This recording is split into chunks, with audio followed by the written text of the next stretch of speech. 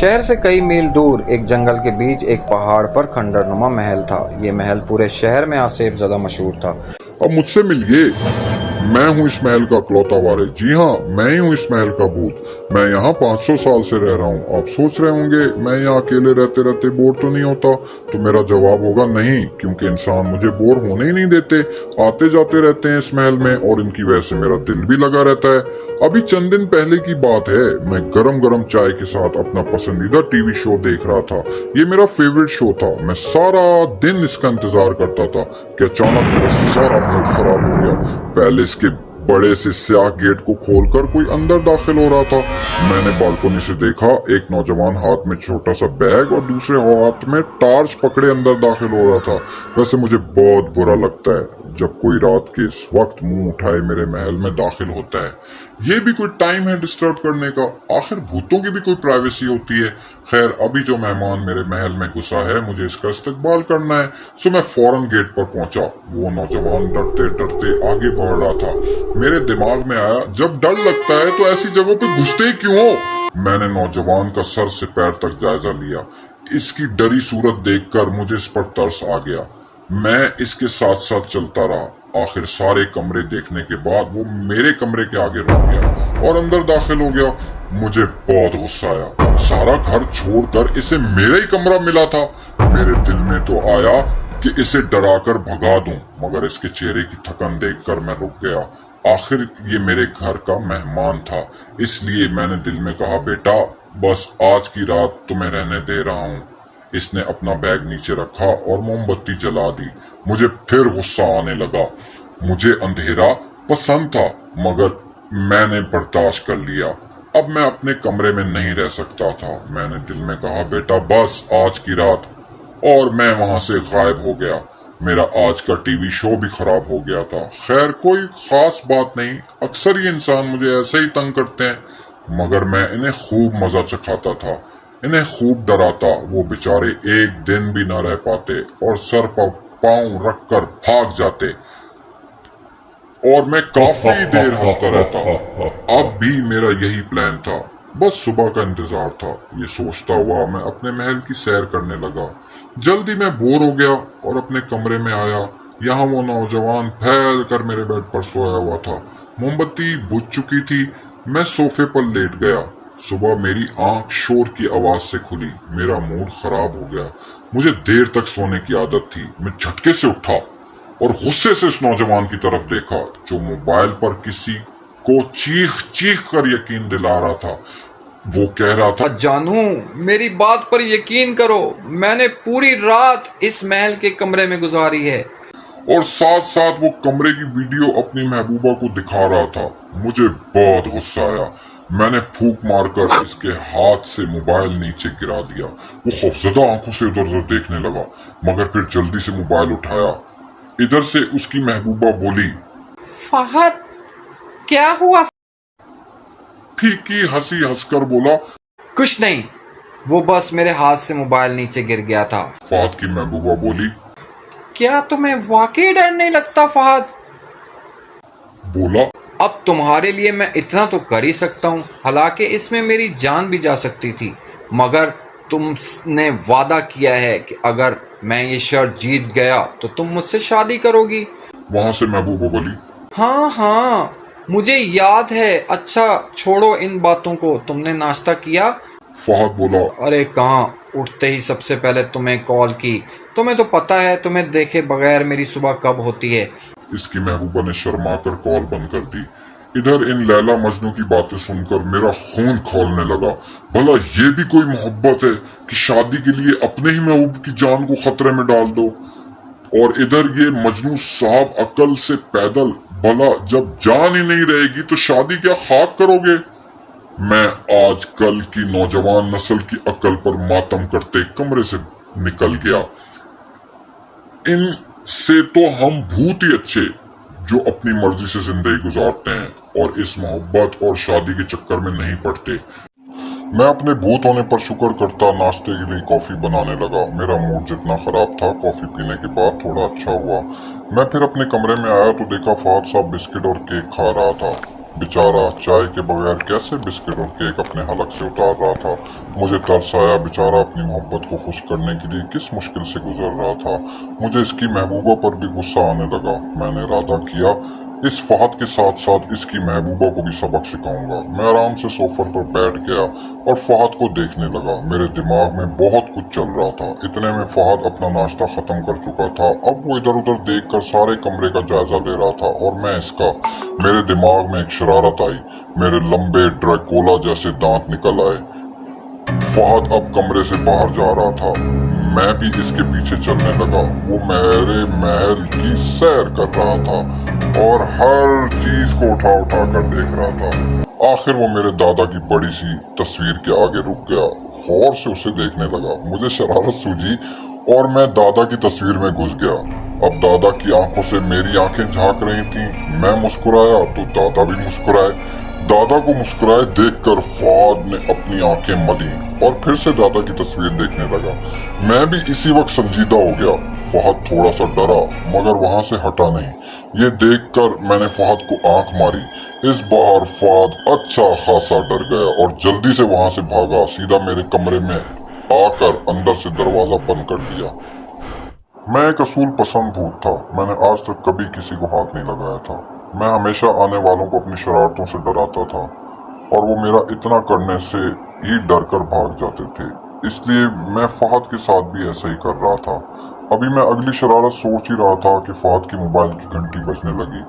फहद ने फोन कान से लगाया और बोला, हेलो अम्मी, अस्सलाम वालेकुम। जी अम्मी मैं ठीक हूँ। मैं फहद के करीब चला गया और इसकी अम्मी की आवाज भी सुनने लगा जो फहद से कह रही थी, बस बेटा अब घर वापस आ जा। फहद बोला, अम्मी मैंने सुमेरा से शर्त लगाई है और अब मैं ये शर्त जीते बगैर वापस नहीं आऊँगा। फहद ने डरी हुई नजरों से चारों तरफ देखते हुए कहा, भाड़ में डाल इस सुमेरा को, इसकी शर्त को। मेरे बच्चे की जान के पीछे पड़ी है। क्या अम्मी, कैसे भाड़ में डाल दूं सुमेरा को और इसकी शर्त को? आपको तो पता है ना मैं सुमेरा से कितना ज्यादा। वो शर्मा सा गया। इस कमीने का क्या जाएगा बेटा, अगर तुम्हें कोई नुकसान पहुंचा तो तुम मेरे इकलौते बेटे हो बेटा, मेरा वाहिद सहारा हो। प्लीज बेटा तुम वापस आ जाओ अभी इसी वक्त। अगर वो तुमसे संजीदा होगी तो बगैर शर्त के भी तुमसे शादी कर लेगी। मेरे बच्चे, मेरी जान। इसकी अम्मी इससे इल्तिजा कर रही थी। ओह, मुझे अफसोस सा हुआ। बेचारी आंटी। मैंने सोचा मगर मैं भी भला क्या कर सकता हूँ जब ये लड़का खुद ही कुएं में छलांग लगाना चाह रहा है। मैं अपने असूलों के आगे किसी की नहीं सुनूंगा। मैं इसको आराम से वापस नहीं जाने दूंगा और मैं इसको और उसकी सुमेरा को मजा चखा के रहूंगा। फहद ने फोन बंद कर दिया और इधर उधर देखने लगा और मुंह में कुछ पड़ने लगा। मैंने बिला वजह इसके कान में फूंक मारी। फहद जोर से उछला। शुक्र है बेड से नीचे नहीं गिरा। मैंने बड़ी मुश्किल से अपनी हंसी रोकी। फहद खौफसदा नजरों से इधर उधर देखने लगा और बोला, भूत साहब प्लीज थोड़ी देर और रुक जाएं, मैं शाम होते ही यहाँ से चला जाऊंगा। मैं मुस्कुराया। मैंने दिल में कहा, बच्चे अभी तो बहुत वक्त बाकी है, मैं तुझे शाम से पहले यहाँ से रुखसत करूंगा। अभी तो तुम मेरी कंपनी एंजॉय करो, इससे पहले मैं कुछ करता।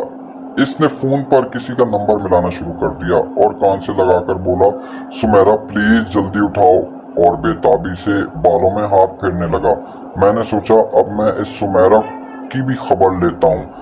इधर फहद जल्दी से बोला, हेलो हेलो सुमेरा, देखो मैंने तुम्हारी शर्त पूरी कर दी, अब मैं घर जाऊं? सुमेरा बोली, अरे इतनी जल्दी? मुझे पता है यकीनन ये तुम्हारी अम्मी का हुक्म होगा।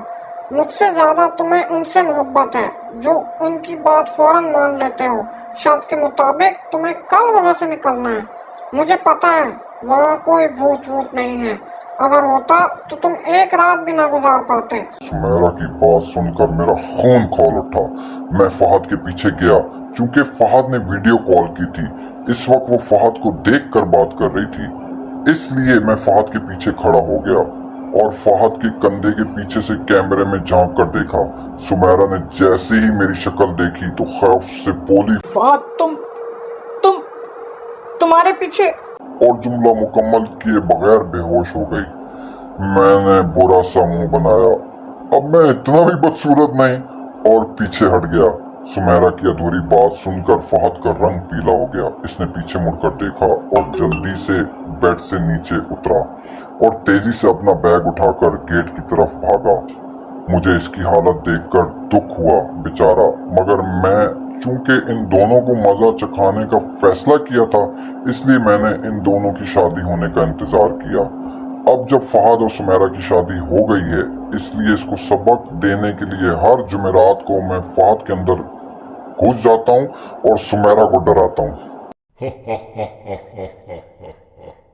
बहुत मजा आता है, लेकिन अब मैं काफी मजा चखा चुका हूँ, इसलिए अब मैं इनको इनके हाल पर छोड़ता हूँ। मैं अपने महल में चहलकदमी कर रहा था और सोच रहा था इंसान मोहब्बत हासिल करने के लिए क्या कुछ कर जाता है। बेवकूफ मोहब्बत के चक्कर में पड़ते ही क्यों हो। मुझे देखो 500 साल हो गए हैं, मजाल है जो मैं मोहब्बत के चक्कर में पड़ा हूँ, और मैं इंसान की तरह बेवकूफ थोड़ी हूँ। अभी मैं सोच ही रहा था कि मुझे एहसास हुआ कोई महल में दाखिल हुआ है। मैं हवा की तेजी की तरह उड़ता हुआ गेट तक पहुंचा। क्या देखता हूँ, एक हसीन भूतनी मेरे महल के अंदर आ चुकी थी और इधर उधर जायजा ले रही थी कि उसकी नजर मुझ पर पड़ी। हैरत से बोली, ओह हेलो मिस्टर, तुम यहाँ क्या कर रहे हो और मुझे घूर घूर कर क्या देख रहे हो? क्या कभी कोई हसीन भूतनी नहीं देखी? इसकी बात सुनकर मैं गड़बड़ा गया और जल्दी से बोला, ये मेरा महल है, मैं इसका इकलौता मालिक हूँ। वो बोली, ओह अच्छा, अगर आपको बुरा ना लगे तो मैं यहाँ कुछ अरसा रह लूँ। मैं बहुत दूर से आई हूँ, कुछ अरसा आराम करना चाहती हूँ। वो मेरी तरफ देखकर इतने प्यार से पूछ रही थी कि मेरा दिल चाहा कि फौरन हाँ कर दूं। मुझे सोच में डूबा देखकर वो बोली, अच्छा अगर आपको बुरा लगा तो मैं कहीं और चली जाती हूँ। इतना सुनते ही मैं जल्दी से बोला, नहीं नहीं, ये आप ही का महल है, जब तक चाहे यहाँ रहें। ये सुनते ही खुशी से उछल पड़ी और मेरा शुक्रिया अदा करने लगी, और मैं इसकी खुशी देखकर ही खुश हो गया था। पता नहीं मुझे क्या हो रहा था। 500 साल में ऐसा पहली बार हुआ कि कोई भूतनी मुझे इतनी पसंद आई हो। मैं इसके चेहरे की तरफ से नजर भी नहीं हटा पा रहा था। इसने अपनी बड़ी बड़ी लाल आंखों से मेरी तरफ देखा और अपने मोटे मोटे होठों से मुस्कुराई और बोली, क्या यहीं खड़े रहेंगे या अंदर भी चलेंगे? मैं फौरन होश में आया और इसे लेकर अंदर आया। इसे पूरा महल दिखाने लगा। वो महल देखकर बहुत खुश हुई। इस तरह वो भी मेरे साथ इस महल में रहने लगी। एक दिन मैंने इससे कहा, क्या तुम मुझसे शादी करोगी? मैं तुम्हें हर खुशी दूंगा। मेरी बात सुनकर इसके काले फूले हुए गाल सुर्ख होकर और भी काले हो गए। इसने कहा, एक शर्त पर शादी करूं, अगर तुम ये महल मेरे नाम कर दोगे। मैंने कहा, अरे बस इतनी सी बात है, तुम कहो तो इस तरह के 10 महल और तुम्हारे नाम कर दूं। मेरी बात सुनकर इसकी बड़ी बड़ी लाल आंखें हैरत से और बड़ी हो गईं। वो बोली, क्या तुम्हारे पास और भी महल हैं? मैंने कहा, हाँ हैं, मगर वहाँ हम नहीं रह सकते। वो दरअसल वो महल इंसानों की आबादी के बहुत करीब हैं। इसने सुनकर सर हिलाया और हमने शादी कर ली। अब भी महल में इंसान आते हैं, मगर अब हम नहीं डराते, बल्कि हमारे बच्चे उनको डराते हैं।